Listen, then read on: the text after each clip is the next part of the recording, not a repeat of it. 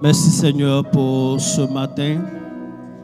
Merci Seigneur pour l'opportunité que tu nous donnes d'entendre ta voix. Nous prions que la chair se taise, que ton esprit nous parle. Nous prions Dieu que tu disposes l'esprit de chacune, l'esprit de chacun, le cœur de chacun, le cœur de chacune.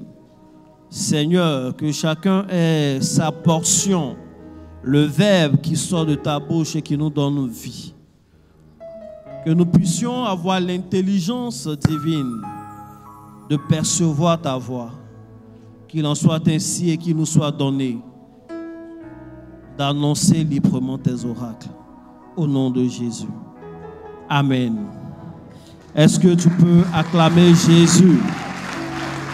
Est-ce que tu peux acclamer Jésus, le roi des rois, le ressuscité, le premier-né d'entre les morts, celui pour qui nous sommes ici? Est-ce que tu peux l'acclamer pour toi-même ta vie?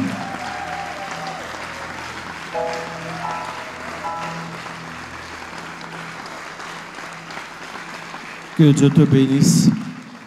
Assois-toi royalement. Je suis très honoré d'être ici ce matin, 24 septembre 2023, pour partager la parole de Dieu avec vous. Je suis honoré parce que je parle devant un peuple de qualité. Je me tiens dans une assemblée de qualité. Vous êtes des filles et des fils de Dieu. Je suis d'autant plus honoré que je me tiens à la chair, je sais Dieu, auprès d'un homme excellent, mon père spirituel, notre évêque. Je voudrais quand même que nous ovationnons le Seigneur à la mention de son nom. Acclame le Seigneur pour notre évêque, mon père spirituel, lorsqu'il jouerait sur Euro. Acclame bien Jésus.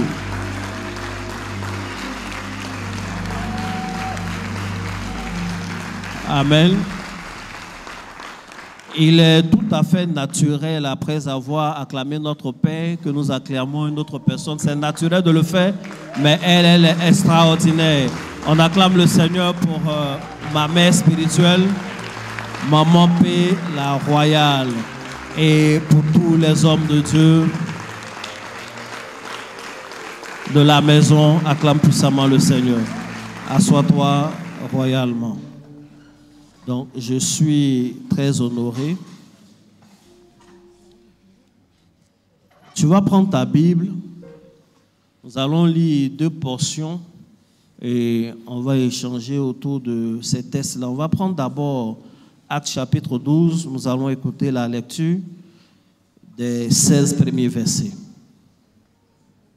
Actes, le chapitre 12, le verset 1. Je lis la parole du Seigneur. Vers le même temps, le roi Hérode se mit à maltraiter quelques membres de l'Église. Et il fit mourir par l'épée Jacques, frère de Jean. Voyant que cela était agréable aux Juifs, il fit encore arrêter Pierre. C'était pendant les jours des pains sans levain.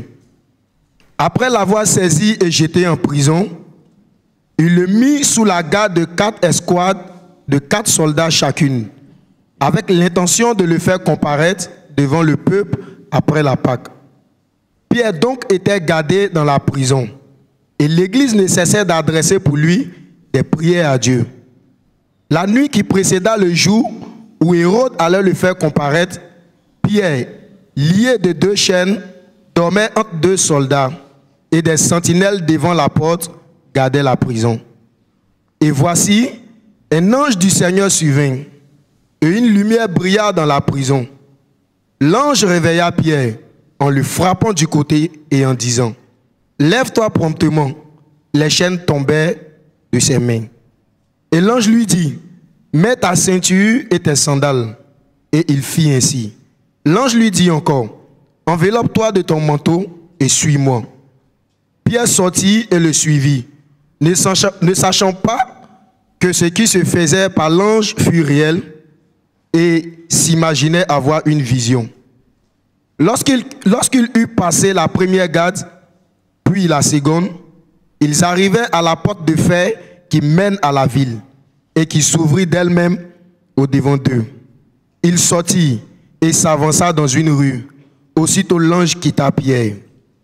Revenu à lui-même, Pierre dit, « Je vois maintenant d'une manière certaine que le Seigneur a envoyé son ange et qu'il m'a délivré de la main d'Hérode et de tous ceux du peuple. » Après avoir réfléchi, il se dirigea vers la maison de Marie, mère de Jean, surnommée Marc, où beaucoup de personnes étaient réunies en prière. Il frappa à la porte du vestibule et une servante, nommée Rhode, s'approcha pour écouter. Elle reconnut la voix de Pierre et, dans sa joie, au lieu d'ouvrir, elle courut annoncer que Pierre était devant la porte. Il lui dit, « Tu es folle. » Mais elle affirma que la chose était ainsi. Et il dit, « C'est son ange. » Cependant, Pierre continuait à frapper. Il ouvrit et fut étonné de le voir. Pierre, leur ayant de la main fait signe de se taire, leur raconta comment le Seigneur l'avait tiré de la prison. Et il dit, « Annoncez-le à Jacques et aux frères. » Puis il sortit et s'en alla dans un autre lieu. Verset 18. Quand il... Amen. Que Dieu vous bénisse. On va aller un chapitre plus haut, chapitre 11. On va faire également une longue lecture. On va être attentive. Acte 11, verset 1 à 18. Acte 11, verset 1. Les apôtres et les frères qui étaient dans la Judée apprirent que les païens aussi avaient reçu la parole de Dieu. Et lorsque Pierre fut monté à Jérusalem, les fidèles circoncis adressèrent des reproches en disant, « Tu es entré chez les incirconcis et tu as mangé avec eux. » Pierre se mit à leur exposer d'une manière suivie ce qui s'était passé. Il dit, « J'étais dans la ville de Joppé, et pendant que je priais, je tombais en extase et j'eus une vision. Un objet semblable à une grenade, attachée par les 4 points, descendait du ciel et vint jusqu'à moi. Verset 6. Les regards fixés sur cette nappe, j'examinai et je vis les quadrupèdes de la terre, les bêtes sauvages, les reptiles et les oiseaux du ciel. Verset 7. Et j'entendis une voix qui me disait, lève-toi, tue et mange. Verset 8. Mais je dis, non Seigneur, car jamais rien de souillé et pur n'est entré dans ma bouche. Et la seconde fois, la voix se fit entendre du ciel. Ce que Dieu a déclaré pur, ne le regarde pas comme souillé. Cela arriva jusqu'à 3 fois, puis tous furent retirés dans le ciel. Et voici aussitôt 3 hommes envoyés de Césarée vers moi se présentèrent devant la porte de la maison où j'étais. Verset 12. L'Esprit me dit de partir avec eux sans hésiter. Les 6 hommes que voici m'accompagnèrent et nous entrâmes dans la maison du Cornèle. Verset 13. Cet homme nous raconta comment il a vu dans sa maison l'ange se présentant à lui et lui disant, envoie à Joppé et faites venir Simon, surnommé Pierre, qui te dira les choses par lesquelles tu seras sauvé, toi et ta maison. Verset 15. Lorsque je me fus mis à parler, le Saint-Esprit descendit sur eux comme sur nous au commencement. Verset 16. Et je me souviens de cette parole du Seigneur. Jean a baptisé d'eau, mais vous, vous serez baptisés du Saint-Esprit. Verset 17. Or, puisque Dieu leur accorda le même don qu'à nous qui avons cru au Seigneur Jésus-Christ, pouvais-je moi m'opposer à Dieu? Verset 18. Après avoir entendu cela, ils se calmèrent et ils glorifiaient Dieu en disant, Dieu a donc accordé la repentance aussi aux hommes afin qu'ils servent la vie. Amen. Amen. Tu peux acclamer la parole du Seigneur.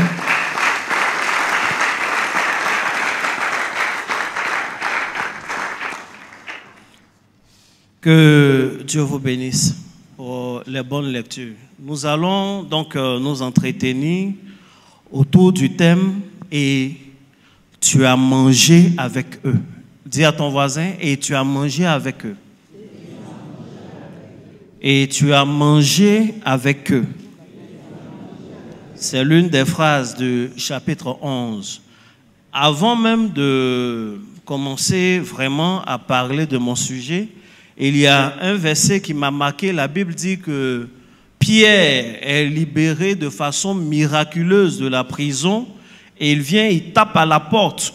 La servante reconnaît sa voix et elle va dire aux personnes que c'est Pierre. Les gens ont dit non, non, non, ce n'est pas possible parce que tel que Pierre a été pris, tout ce qui peut lui arriver, c'est la mort. Donc sûrement la voix que tu as entendue, c'est la voix de l'ange de Pierre. Je veux dire que c'était une cellule de prière avec des pasteurs, des fidèles, des gens qui venaient de se convertir. L'église était assez fraîche. Mais tout le monde avait l'enseignement selon lequel il y a un ange de chaque homme de Dieu qui est capable d'avoir la même voix que l'homme. Elle n'a pas ouvert la porte, mais rien qu'en entendant sa voix, eux tous, ils ont dit non, ça ne peut pas être Pierre, mais c'est son ange. Cette fois-là, ils se sont trompés, mais cela veut dire qu'ils ont connu des expériences où ce n'était pas l'individu qui s'était présenté, mais c'était l'ange de l'individu. Je commence mon message par, comme on appelle cette grosse parenthèse-là, parce que on a souvent entendu des gens dire, quand mon père spirituel enseigne, parce qu'il faut le dire, dans cette nation-là, il est précurseur des messages concernant des anges. Et quand il parle, on dit qu'il parle des messages trop profonds au peuple de Dieu, à tout le monde. On ne doit pas parler des anges aux nouveaux convertis. Mais là, c'était une servante de nouveaux convertis. Peut-être même il y en avait qui n'étaient pas baptisés, mais qui avaient la connaissance qu'un ange peut avoir le nom, la voix, pardon, d'un individu. Donc, ils étaient enseignés sur la notion de l'ange gardien. Il faut dire Amen. Donc, si tu viens et que Daddy te parle des anges, il faut acclamer le Seigneur, il faut savoir que c'est biblique. On a beaucoup parlé des démons et de leurs œuvres. À un moment donné, il faut qu'on parle aussi des anges et de leurs œuvres. Il faut dire Amen. Que Dieu te bénisse. On revient dans notre message, dit, et tu as mangé avec eux. L'histoire de Acte 12 est une histoire qui commence dans une période terrible. Le verset 1 commence en nous plantant un décor qui est un décor morbide, un décor de mort mortelle, mortuaire. On nous annonce que l'un des disciples de Jésus a été tué. Les gens se sont rendus maîtres de lui et ils l'ont décapité. Voici comment l'histoire commence. Et la Bible dit que c'est un païen qui le fait, un roi, Hérode. Et il a le pouvoir également de mettre la main sur Pierre. On met Pierre en prison. Donc il s'agit de deux disciples, pas des moindres. Deux disciples qui ont passé du temps à marcher avec Jésus. Deux disciples qui faisaient partie, j'ai envie de dire, du cercle fermé. Ils ont vu la transfiguration, ils ont vu les miracles de Jésus. C'est des gens en qui Dieu a mis un pouvoir particulier. C'est des gens que véritablement Dieu a appelés au ministère. Je parle de deux personnes qui étaient dans la chambre haute le jour où le Saint-Esprit est descendu. Mais le chapitre commence en les mettant dans une position qui est inconfortable. Il y en a un qui a été fait prisonnier et tué à la suite, et l'autre est prisonnier et sur le point d'être tué. Or, c'est des enfants de Dieu baptisés du Saint-Esprit et faisant la volonté de Dieu. Je veux marquer une pause et dire à un enfant de Dieu, peu importe la situation dans laquelle tu es, peu importe ton degré d'obéissance, peu importe l'intensité de la présence de Dieu dans ta vie, tôt ou tard, tu vas connaître des moments difficiles. Les moments de persécution, Les moments d'épreuve font partie de la marche chrétienne. Les moments de persécution, des moments où on est attaqué par la sorcellerie, des moments où on est rejeté souvent par les membres de la famille, des moments où on est moqué par des gens, même nos amis, des moments où on est rejeté, ces temps-là font partie de la marche chrétienne. Ce n'est pas parce que Dieu est avec toi que tu ne seras pas persécuté. Ce n'est pas parce que Dieu est avec toi que jamais tu ne vas connaître des difficultés. La présence des difficultés n'est pas synonyme de l'absence de Dieu. L'évêque Michel Ambouré le dit très bien quand il dit « Si tu es conduit par le Saint-Esprit, il faut savoir que tôt ou tard, tu vas rencontrer le diable. Si vraiment c'est le Saint-Esprit qui te conduit, à tous les coups, il va te faire croiser le chemin du diable.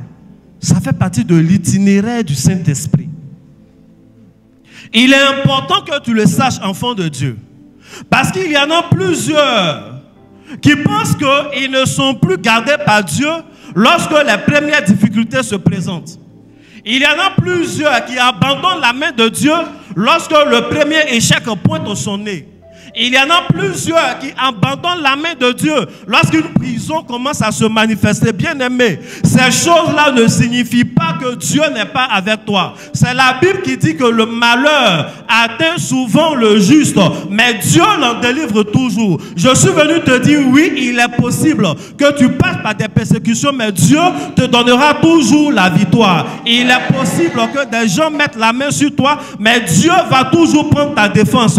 Il est possible que des gens forgent des armes contre toi, mais toujours est-il que Dieu va finir par te donner la victoire. Le point final est entre les mains de Dieu. Le dernier mot n'est pas à la merci de ton adversaire. C'est Dieu qui décide de la fin du match. Et la victoire est déjà dans ton camp. Peu importe les difficultés, peu importe le scénario, peu importe comment le film se passe, on sait qu'à la fin, c'est toi le héros, c'est toi la héroïne qui va remporter la victoire. C'est de ça que je te parle en ce jour.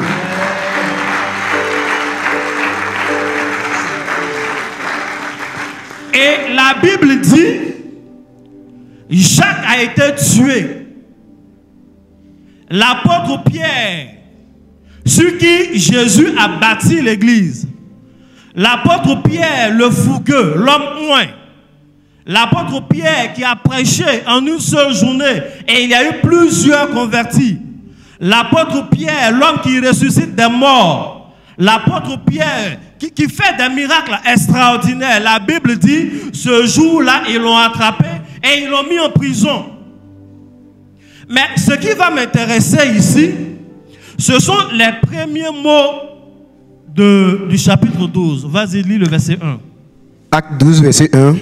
Vers le même temps, le roi Hérode se mit à maltraiter quelques membres de l'église. Amen. Vers le même temps. Il faut dire vers le même temps.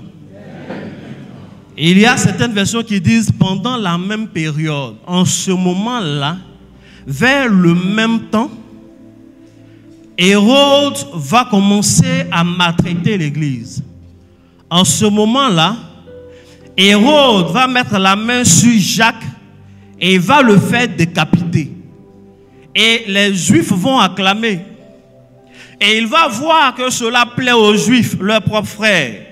Il va aller attraper Pierre également et le jette en prison au même moment, dans ces mêmes périodes-là. Et le Saint-Esprit a attiré mon attention sur cette expression vers le même temps ou pendant la même période. C'est la même période que quoi? C'est ce que nous avons lu, on ne va pas relire, dans Acte 11. La Bible dit dans Acte 11 que l'apôtre Pierre, celui qui parlait avec Jésus face à face, l'apôtre Pierre, celui qui a vu Jésus marcher sur l'eau, il connaît Jésus. L'apôtre Pierre qui a été rempli du Saint-Esprit. L'apôtre Pierre qui ne marche pas par ses propres pensées, mais qui marche par Dieu. L'apôtre Pierre qui est le chef de toute l'église. Jésus lui-même, il a dit, voici celui sur qui je vais bâtir mon église. Donc, normalement, un homme qui doit être incontesté et incontestable. Mais dans le chapitre 11, des événements vont se passer. La Bible dit, les chrétiens, je pense plusieurs même, qui ont été convertis par le ministère de Pierre. Et quelques anciens vont oser convoquer l'apôtre Pierre. Ils lui ont dit, il faut qu'il vienne rendre compte. Est-ce qu'il n'est pas en train de dévier?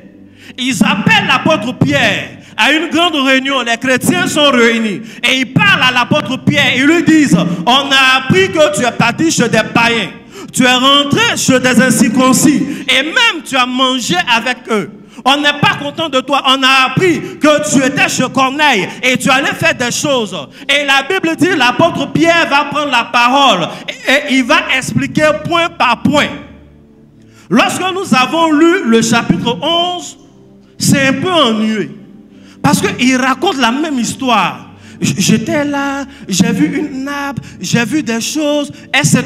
Point par point, il a raconté la même histoire qu'il avait vécue dans le chapitre 10, la même histoire qu'il avait dû expliquer à Corneille qui ne connaissait pas encore Dieu. Mais la Bible dit qu'il était obligé de répondre à chacun de ces nouveaux convertis là. Il était obligé de répondre à chacun de ces quelques anciens.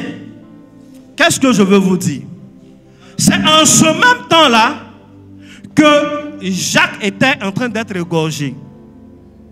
Pendant que les païens étaient en train de tuer Jacques, l'apôtre Pierre était obligé de se justifier dans l'église. Pendant que les païens étaient en train de persécuter l'église, de faire du mal aux leaders de l'église, l'apôtre Pierre était obligé d'aller sur Facebook et répondre aux commentaires de chaque chrétien. La Bible dit point par point. Il était obligé d'aller se justifier, leur dire, non, je n'ai pas dévié, je ne suis pas devenu païen, non, je n'ai pas dévié, je crois toujours en Jésus. Ce que j'ai fait là vient de Dieu. Il était obligé de se justifier. Pourquoi il a prié pour Corneille? Il était obligé de se justifier. Pourquoi il a donné le Saint-Esprit à d'autres personnes? Il était obligé de justifier les nouvelles doctrines qu'il enseignait. Les gens l'ont fait asseoir pour dire à Pierre, mais ce que tu fais là, c'est écrit où? On n'a pas vu cela dans l'Ancien Testament. Dans l'Ancien Testament, on ne doit pas manger avec les païens. Dans l'Ancien Testament, on ne doit pas manger avec Corneille. Et il était obligé de se justifier. Et pendant qu'il se justifiait dehors, on tuait des chrétiens. Pendant qu'il se justifiait dehors, on fermait des églises. Amen. Et c'est exactement ces mêmes temps-là que nous sommes en train de vivre. Nous sommes en train de vivre des temps où tout le monde est devenu expert en divinité. Nous sommes en train de vivre des temps où tout le monde est devenu expert en Bible. De simples chrétiens, des gens qui viennent à peine de se convertir, osent avoir des débats avec des hommes de Dieu. À longueur de journée, des hommes de Dieu sont obligés de faire des vidéos, se justifier pour leur dire que ce que nous faisons vient de Dieu. Et pendant ce temps, des païens dehors sont en train de fermer l'église. Pendant que nous sommes obligés de nous justifier. Maintenant, le message sur des hommes n'est pas démoniaque. Nous perdons ce temps-là à nous expliquer pendant ce temps. Les gens sont en train d'interdire à nos jeunes gens d'évangéliser dans les rues. Et les maquis sont en train de se multiplier. Pendant que nous perdons le temps à expliquer non, il faut qu'on prie avec l'huile, ce n'est pas démoniaque. Pendant que nous perdons ce temps, nos héros sont en train d'être captivés, capturés et jetés dans des prisons. Pendant ce temps, les églises sont fermées et les maquis ouvrent. Pendant ce temps, des chrétiens sont emprisonnés et le monde se meurt. On a besoin de l'évangile dehors, mais les chrétiens ne veulent pas, ils veulent que les hommes de Dieu s'expliquent. Come on. Comment des gens qui ont été baptisés hier osent faire asseoir l'apôtre Pierre, un homme qui a marché et qui a vécu avec Jésus, un homme qui a prié et qui a reçu les langues de feu sur sa tête. On lui dit non, non, non, maintenant tu as dévié. Et c'est le comportement des chrétiens. Ils s'en foutent. Et ils insultent facilement les hommes de Dieu. Et ils insultent facilement des hommes de Dieu. Sur les réseaux sociaux et partout. Et les hommes de Dieu sont obligés, par moment avant de prier même pour un malade, où tu vas utiliser de l'huile, tu es obligé te faire sortir 20 versets, expliquer d'où ça vient, pourquoi est-ce qu'on peut prendre l'huile, et ainsi de suite. Pendant ce temps, tu vas prier pour juste un malade. Et les autres malades vont repartir avec leur maladie à cause des chrétiens. Quelqu'un n'a pas dit come on. Quelqu'un n'a pas dit come on. Quelqu'un n'a pas dit prêche prophète. C'est pendant ce même temps, la mort de Jacques est passée sous silence. Ils ont tué Jacques. Ça n'a rien dit à personne. Ils ont tué Jacques. On n'a pas entendu le scandale. Parce qu'ils étaient occupés à s'entre-déchirer. Ils étaient occupés à dire que l'église de tel n'est pas bonne. L'église de tel autre est bonne. Ils étaient occupés à faire des guerres de génération. Les vieux là ne sont pas loin. Les jeunes ne sont pas sages. Et pendant ce temps, l'église était en train d'être étouffée.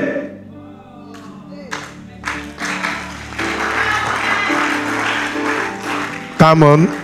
C'est une guerre de distraction. Et cela fait l'affaire d'Hérode. Hérode a pris Jacques, il l'a tué. Il n'a vu personne contester. Il n'a vu personne lever le doigt. Il a vu que les chrétiens étaient occupés à autre chose. Il a vu que les chrétiens étaient en train de faire le procès de Pierre. Donc il s'est dit, ce Pierre-là, il ne fait pas l'unanimité. Sûrement que Pierre n'est pas aimé. Même si je le tue, personne ne parlera. Les disputes en l'église montrent les points faibles de l'église elle-même. Pendant qu'on est en train de se disputer, les gens ferment les églises. Et personne n'en parle. Personne n'en parle. Personne n'est indigné qu'une église soit cassée. Personne n'est indigné que la main soit mise sur un homme de Dieu et qu'il soit jeté en prison. Ça ne dit rien à personne. On est surtout concerné par l'habillement de l'homme de Dieu. Mais comme un homme de Dieu peut porter une casquette pour prêcher, c'est ça qui nous intéresse. C'est ça qui nous intéresse. C'est ça qui nous intéresse. Et on est dans nos 4 murs là, en train de critiquer les autres hommes de Dieu. Les congrégations sont devenues comme des sectes. Il y en a qui n'ont de respect que pour leur père spirituel. Leur père spirituel est le super homme de Dieu, les autres sont des chiens. Ils ne le disent pas, mais quand ils te parlent, tu sens qu'ils parlent à un chien. Aucun respect pour ton titre. Aucun respect pour ton titre. Non, ouais, les nouveaux petits prophètes là, mais lui-même c'est un petit païen. Ou même un vieux païen, là, mais c'est de ça qu'il vit, critiquer les autres. La meilleure manière d'être intact, surtout quand on est homme de Dieu, c'est de ne rien faire. Les gens qui ne font rien sont parfaits. Il faut dire amen. Quand tu fais rien, tu ne peux pas faire d'erreur. Quand tu n'as jamais prêché, on ne peut pas te contester. Et il y en a qui disent qu'ils sont chrétiens. Dès que tu mets un truc sur Internet, il vient et commente. C'est des experts. Il vient montrer combien de fois c'est faux. Non, mais Jésus n'a pas fait ça. En fait, il trouve des choses. Vous voyez, non? Et puis, souvent, tu veux leur répondre. Quand tu vas sur son mur personnel, tu vois qu'il n'a jamais parlé de Dieu. Lui-même, là, il n'a jamais parlé de Dieu. Tout ce qu'il publie, c'est des choses drôles, comiques, des choses médiocres. Mais quand toi, tu parles de Dieu, il vient t'attaquer. Donc, quand tu vas sur son mur, tu ne peux pas l'attaquer sur aucun message. Pourquoi? Parce qu'il ne prêche pas. Il ne fait pas l'œuvre de Dieu, il ne s'aime pas. Il ne vit pas, il n'agit pas. Et ceux qui n'agissent pas, ils sont parfaits. Il faut dire amen. Il n'a jamais évangélisé une seule personne. Et quand tu prêches, c'est lui qui vient. Parlez-nous de Jésus, parlez-nous du retour de Jésus. Donc toi, tu sais qu'il y a un retour de Jésus qui existe. C'est déjà bon. Pourquoi tu veux que ce soit moi qui te parle de ça? Tu n'es pas mon Saint-Esprit. Ce n'est pas toi qui me dit le message qu'il faut au moment où il faut. Si ce qu'on dit ne te correspond pas, tais-toi, passe ailleurs. C'est comme la télé. Si une émission ne te plaît pas, tu n'aimes pas ballon, qu'il y a un match, il faut partir, il faut quitter. Et puis il y a des chaînes de télé, c'est spécial sport. Tant que tu es dessus, ils vont te parler de sport. Non, si tu n'aimes pas le sport, va sur une autre chaîne. Et il y a des églises là, ils vont te parler de mystères. Donc si tu n'aimes pas les mystères, c'est même pas la peine de partir et de les suivre. Quelqu'un n'a pas dit? Est-ce que tu peux acclamer la parole du Seigneur?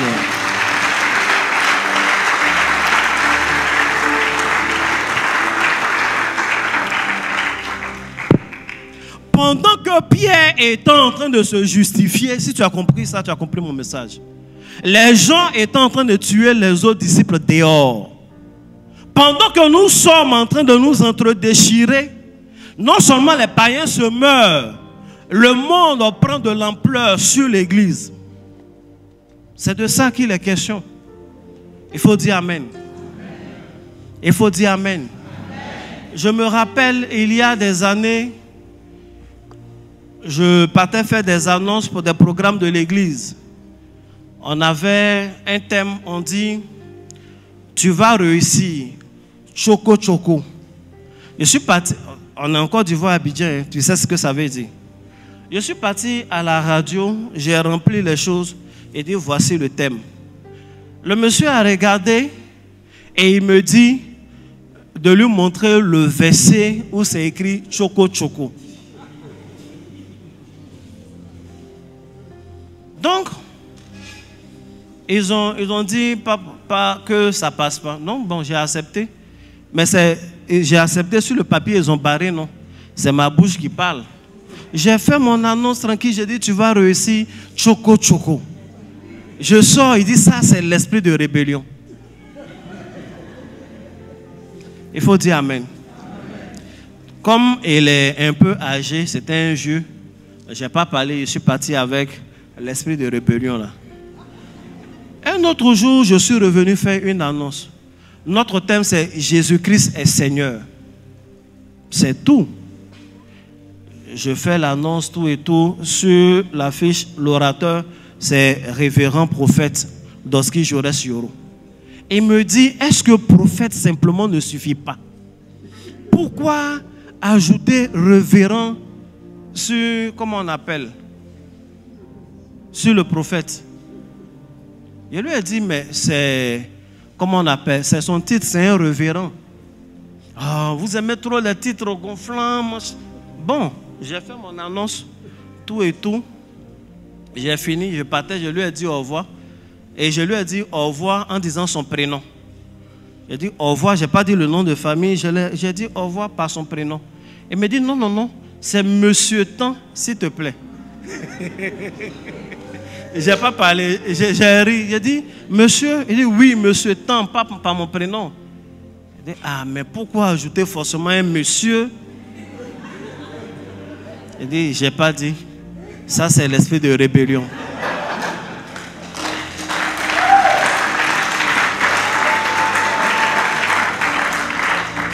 Amen. La Bible dit, ils vont accuser Pierre de plusieurs choses. Et Pierre va s'expliquer pour dire, non, ce n'est pas moi. Même moi, je ne voulais pas aller. Mais c'est le Saint-Esprit qui est venu me dire de faire le contraire de ce qui est écrit. J'étais là, il m'a dit de tuer les reptiles et les croix du Père pour manger. Moi-même, je sais que c'est écrit dans l'Ancien Testament que c'est des animaux impurs. Mais je suis parti. Et quand vous lisez dans le chapitre 10, quand il est arrivé, on ne va pas lire, il a dit à Corneille, normalement, je n'ai même pas le droit de rentrer chez vous. Mais Dieu m'a appris que lui, Dieu, il ne fait exception de personne. Et il accepte tout le monde, tous ceux qui veulent confesser son nom. Il est resté là. Corneille avait invité beaucoup de personnes. Il a prêché, les gens ont reçu le Saint-Esprit.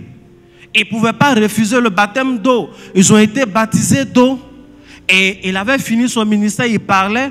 Corneille lui a demandé pardon, est-ce qu'il pouvait rester quelques jours? Le truc est que quand on lit tout le chapitre, ce n'est écrit nulle part de façon explicite qu'il a mangé. Peut-être c'est quand il est resté les 4 jours ou 3 jours qu'il a mangé.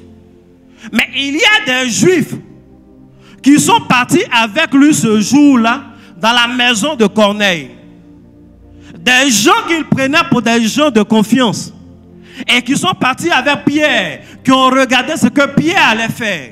Et ce sont ces derniers-là qui sont allés rapporter aux autres apôtres, voici ce que votre frère a fait. La plupart des gens qui s'attaquent aux leaders d'église le font à cause des fidèles de ses propres leaders-là. C'est nous-mêmes là, on vend nos pasteurs aux autres. C'est nous-mêmes qui vendons nos leaders aux blogueurs. Les blogueurs là, ils ne sont pas au milieu de nous. C'est nous-mêmes qui gâchons l'image du corps de Christ. On met ça dans la main des païens. Quand le pasteur se met sur des réseaux sociaux à dire n'importe quoi, ça fait que tout le monde peut lui dire n'importe quoi aussi. Si tu dis n'importe quoi, on peut te dire n'importe quoi. Amen. Et souvent, c'est encouragé par le peuple de Dieu. C'est une parenthèse que je ferme vite. Et la Bible dit, ils vont insister. Mais Pierre, j'ai remarqué, on a appris que tu as mangé avec Corneille. Ce n'est pas normal. Tu devais rester au milieu d'eux, même si ils ont reçu le Saint-Esprit, même si tu les as baptisés quand même. Tu ne devais pas manger. Tu ne peux pas manger avec Corneille. Tu ne peux pas manger avec des incirconcis. Et quand je remonte dans le chapitre 10, je découvre quelque chose d'étrange. Vous savez, le jour où Pierre va avoir la grande vision, la Bible dit, il venait de finir sa prière. Il avait faim. Il avait faim, il avait besoin de manger. Et lorsqu'il s'est renseigné, ceux qui étaient dans la maison n'avaient pas encore fait à manger. C'est au moment où il a eu faim et qu'il était en train de réclamer, c'est en ce moment-là qu'ils ont commencé à penser à faire de la cuisine pour donner à Pierre. Or, quand il arrivait chez Corneille, on ne mentionne même pas, mais on le reçoit. Ça fait partie de leurs us, de leur manière de savoir-faire. Qu'est-ce que je veux dire? Je veux dire que lorsque Pierre a eu faim, les Juifs là ne lui ont pas donné à manger à temps. Lorsqu'il a eu faim, ils ne lui ont pas donné ce dont il avait besoin. Et il arrive chez Corneille, il mange, il se plaint parce qu'il a mangé. Et il y a beaucoup de personnes comme ça. Ils ne vont jamais rien faire pour t'aider, mais lorsque tu essaies de trouver des solutions, ils vont critiquer toutes les solutions que tu trouves. Il ne fait absolument rien pour que tu ailles de l'avant. Mais tous tes efforts que tu fais, il critique tes efforts. Il ne t'a jamais mis en contact avec qui que ce soit. Mais tous ceux que tu fréquentes, il vient te dire que ce sont de mauvaises personnes.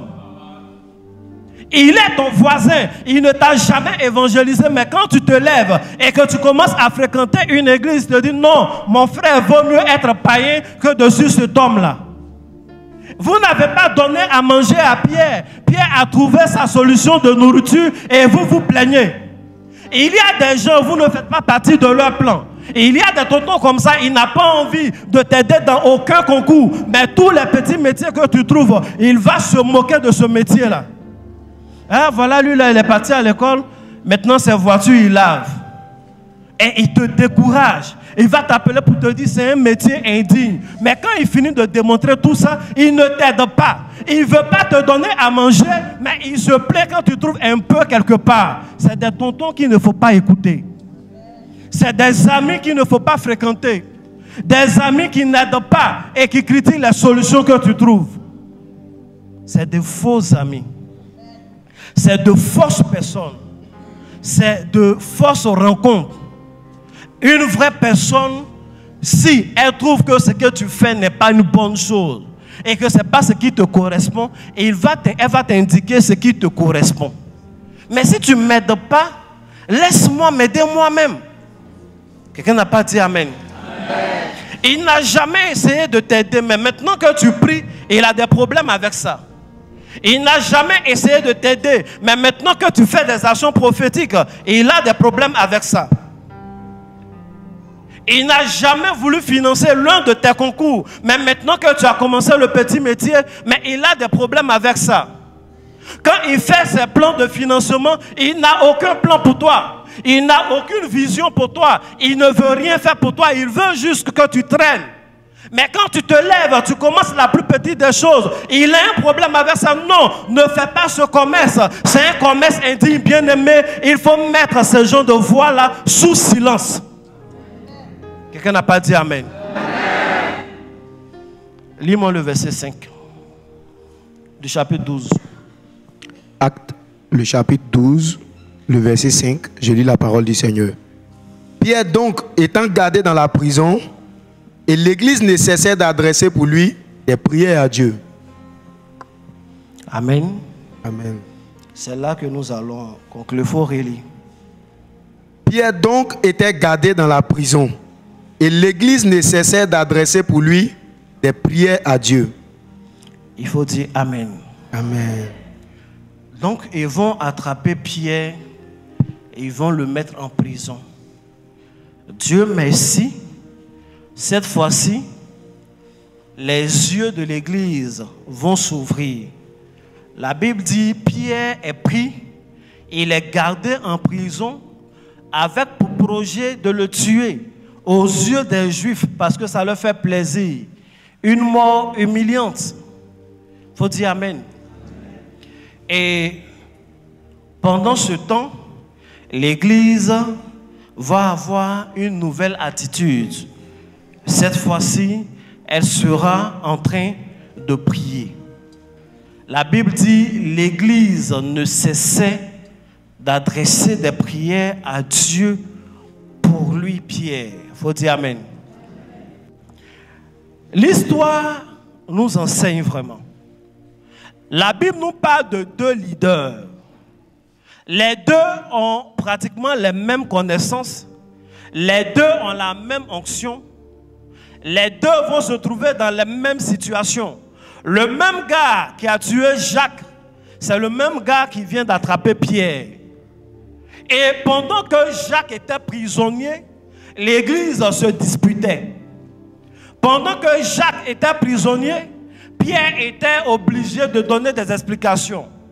Le tour de Pierre va arriver où il est en prison. Et cette fois-ci, l'attitude de l'église va changer.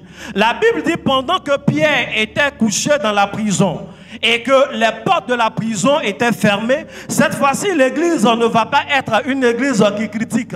Cette fois-ci, l'église ne va pas être une église qui réfléchit, une église de Congo-Ça ou d'autres choses. La Bible dit les chrétiens vont se réunir et ils vont commencer à prier dès le premier jour. Et la Bible insiste sur le mot. Ils prient, mais ils ne cessent même pas de prier. De façon constante, ils adressent des prières à Dieu en faveur de Pierre. Ils ne veulent pas que Pierre subissent le même sort que Jacques. Ils ne veulent pas que Pierre meure. Ils se rassemblent et chaque jour, chaque femme prie. Chaque jour, chaque homme prie pour leur leader.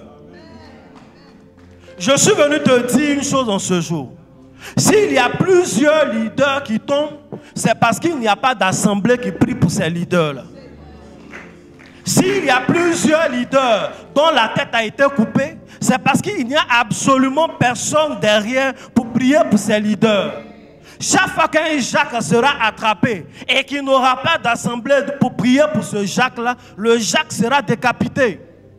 Mais chaque fois qu'il aura un Pierre emprisonné, même si ses mains sont attachées par des chaînes, même si ses pieds sont attachés par des chaînes, même si la prison est verrouillée et qu'il y a des chrétiens, des personnes qui se tiennent dans le secret et qui élèvent des prières en faveur de ce leader-là, les chaînes de la prison seront obligées d'être brisées et même ceux qui étaient là, les geôliers, ils seront obligés d'être aveuglés et ce leader ne peut pas pourrir en prison, il va ressortir. Je viens dire à un enfant de Dieu, ton rôle n'est pas de critiquer les hommes de Dieu. Ton rôle n'est pas de critiquer, d'analyser la vie, d'analyser les forces et faiblesses. Ton rôle, ton devoir, c'est de prier pour ton leader. Ton rôle n'est pas, tu n'es pas analyste politique. Ton rôle n'est pas de savoir, mais on dirait vraiment que la signature a été modifiée. Mais qu'est-ce qu'il partait faire à la frontière? Quel est le document qui était dans sa main? Ce n'est pas ton problème. Le rôle que Dieu attend de toi, c'est de fléchir genoux et prier pour ton leader.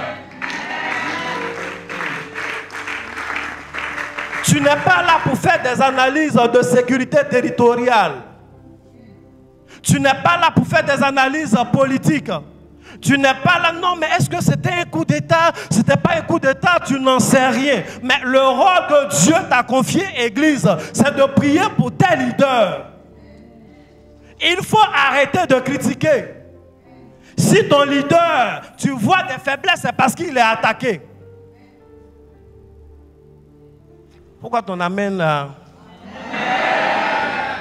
a été muté?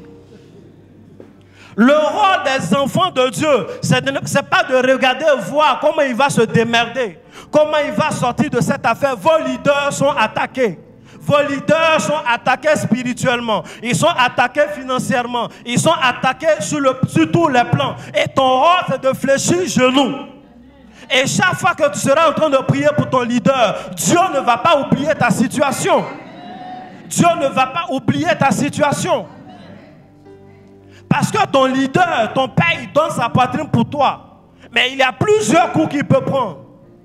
Mais écoutez, un homme qui par jour subit des milliers de pièges. Oui, Dieu est avec lui, mais il est possible qu'un jour, il tombe dans l'un de ces pièges. Ton rôle n'est pas de le huer. Ton rôle n'est pas de fouiller pour voir, mais où est ce piège? Où est-ce qu'il est tombé? Ton rôle, c'est de prier. Et si tu es un critiqueur, si tu n'es pas en train de prier pour un leader, où qu'il soit, sache que tu n'es pas en train de remplir ton rôle. Tu es dans le faux. Est-ce que quelqu'un veut se ressaisir? Ce n'est pas les affairages là qui vont changer les choses. Les combats spirituels se mettent au niveau du spirituel. Et la Bible dit, pendant qu'ils étaient en train de prier, leur prière va déchirer le ciel. Et un ange va aller dans la prison. Et l'ange va libérer Pierre. Les prières que nous faisons lorsque nous sommes ensemble, les prières que nous élevons vers Dieu lorsque nous sommes seuls, sont des prières efficaces qui envoient des anges là où nous avons des personnes, là où nous avons des choses qui sont emprisonnées. Je n'aime plus trop ton amen.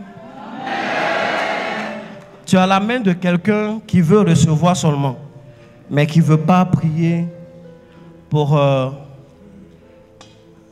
père, un leader, un pasteur, même un leader politique. Si quelqu'un est ton leader, il faut prier pour lui. Surtout s'il est en prison, s'il est en position de faiblesse, il faut prier pour lui. Si tu ne pries pas pour lui, il ne va pas sortir. Et s'il ne sort pas, toi-même, ça ne t'arrange pas. Il faut dire Amen. Amen. Si on ne règle pas des problèmes par les Congos, ça. Même les problèmes de ta famille, là, tu ne peux pas régler par les Congos, ça. Quand je dis le leader, c'est le leader d'église. C'est le leader de ton entreprise. Et c'est le chef même de famille.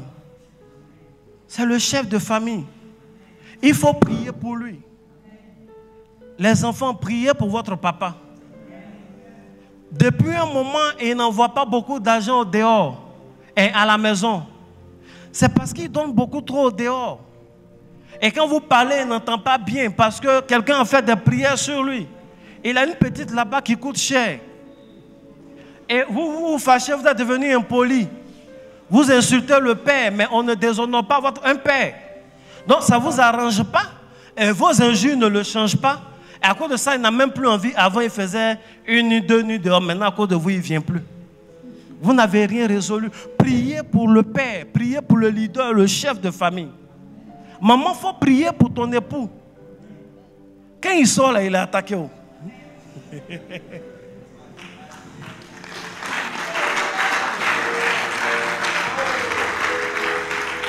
Quand il va au travail, au bureau, des collègues, les clientes, il est attaqué même. Il ne fait pas trop exprès. Si tu ne pries pas pour lui, les histoires de fouiller téléphone, il va changer code. Tu vas fouiller encore, il va mettre écran fumé. Ça ne va rien changer. Parle un peu et prie beaucoup. Conseille un peu et prie beaucoup. C'est comme ça qu'on change des choses. Si tu trouves de la faiblesse chez un leader, ne sois pas fâché. Il faut être ému de compassion. Il faut être ému de compassion et prie. C'est comme ça qu'on règle les problèmes spirituels. Il faut dire Amen. Il faut dire Amen. Tu vas te tenir debout. Et il faut lire le verset 17. Actes, le chapitre 12, le verset 17. Je lis la parole du Seigneur. Pierre, leur ayant de la main fait signe de se taire, leur raconta comment le Seigneur l'avait tiré de la prison. Et il dit, annoncez-le à Jacques et aux autres frères. Puis il sortit et s'en alla dans un autre lieu. Il faut dire Amen. Amen. Dis avec moi, Jacques est mort. Dis, Jacques est mort. Mort. Vive Jacques. Jacques est mort. Jacques est mort. Vive Jacques. Vive Jacques.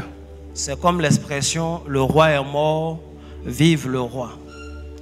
Nous commençons notre portion de test en disant au verset 1 que Jacques a été tué. Un certain Jacques. Il faut dire Amen. Qui est l'un des disciples. Et il a été tué. Pierre va être libéré. Et quand il arrive dans la maison de Marie, il demande à parler à un autre Jacques. Il faut dire Amen. En effet, historiquement, ce n'est pas la même personne. Il y a plusieurs Jacques. Ces deux Jacques-là sont différents. Mais quand on lit la Bible, il y a des codes comme ça. L'histoire commence par la mort d'un certain Jacques. Et l'histoire se termine en réclamant un autre Jacques. Et cet autre Jacques dont nous parlons là, c'est un homme puissant. Quand nous allons continuer l'histoire, il va marquer le livre de Actes des Apôtres. C'est le frère de Jésus, demi-frère, enfant de Marie. Il sera l'un des chefs, il va siéger à plusieurs réunions. Qu'est-ce que je veux dire? L'ennemi commence en tuant Jacques. Mais Dieu termine l'histoire en élevant un autre Jacques. L'ennemi commence en étouffant une destinée. Mais Dieu achève l'histoire en faisant monter une autre destinée. Je suis sur le point de prophétiser dans la vie d'une personne. Je ne sais pas ce qui a été emprisonné dans ta vie. Je ne sais même pas ce qui a été décapité. Mais je déclare au nom de Jésus que Dieu restaure ta vie. S'il y a un Jacques qui avait été décapité, je déclare maintenant que Dieu te donne un meilleur Jacques. S'il y a un boulot qui a été décapité, je déclare que Dieu te donne un meilleur boulot. S'il y a une position que tu as perdue, l'Éternel est sur le point de te donner une meilleure position. S'il y a une source de revenus que tu avais perdue, je déclare au nom de l'Éternel, tu obtiens maintenant une nouvelle source de revenus qui est meilleure que la première. Peu importe les malheurs d'hier, je suis ici, sous l'onction de l'Éternel, je suis ici, sous l'onction de mon Père spirituel, je déclare que les lames de malheur d'hier se transforment en lames de joie au nom de Jésus.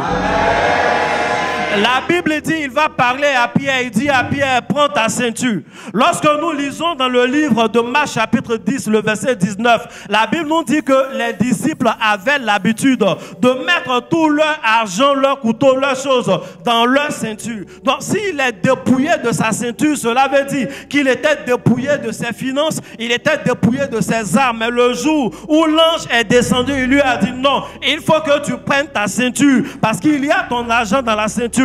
Il faut que tu prennes ta ceinture parce que c'est là que tu dois mettre tes armes. Je suis ici en ce jour et je prophétise maintenant le mouvement d'un ange dans ta vie. Les choses que tu avais connues, les humiliations, que tu avais connues, les injustices, que tu avais connues, l'heure de la réparation est arrivée. Ton nom est allé dans des endroits.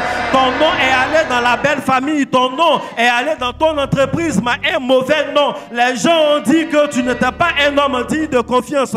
Je déclare maintenant une saison de réparation. Je déclare maintenant une saison de réparation. Je déclare maintenant une saison de réparation. Une saison de réparation. Une saison de restitution de ton image. Je déclare maintenant que l'humiliation n'est plus ton partage. Tu prends ta ceinture et ce n'est pas une ceinture vide. Tu prends ta ceinture et à l'intérieur de cette ceinture, il y a les sous, il y a l'argent qu'il te faut au nom puissant de Jésus. C'est de ça qu'il s'agit. Acclame puissamment le Seigneur. Et assois-toi royalement.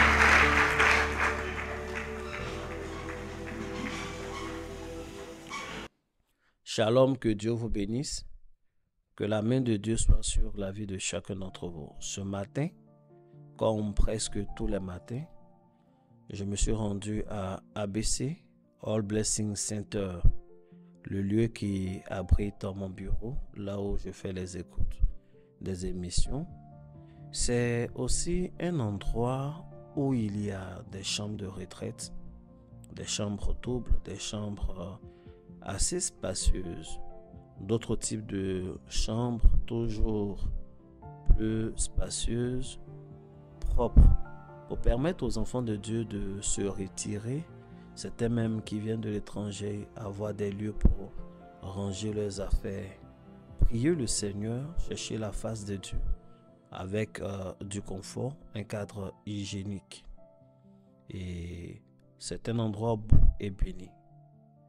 Il faut quand même dire que depuis quelque temps, l'aspect extérieur d'ABC, All Blessing Center, ressemble de moins en moins aux puissants et glorieux témoignages qui s'y déroulent. Et cela de loin comme de près, avec les nombreuses pluies exceptionnelles, les choses ont commencé à se dégrader. Cela n'est pas à la gloire de notre Dieu. Je suis alors venu ce matin avec toute une équipe dans la prière, mais aussi dans des décisions assez fermes pour donner une impulsion nouvelle, un coup de main pour changer les choses. Et oui, ABC est en train de faire son toilettage, un toilettage complet de fond en comble, dans la bonne humeur, dans de bonnes dispositions de cœur. Nous sommes en train de travailler pour toujours accueillir des personnes, pour toujours rendre cet endroit toujours paisible, beau, à la gloire de notre Seigneur Jésus.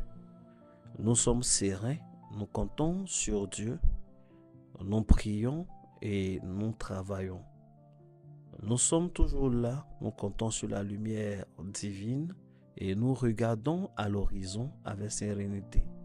Nous attendons aussi à de l'aide de vous tous qui nous connaissez, quitte en donnant un pot de fleurs, en donnant un pot de peinture ou de l'argent, pour permettre aux travaux d'aller rapidement à cet endroit paisible, de retrouver ses valeurs d'antan, son aspect d'antan et même plus.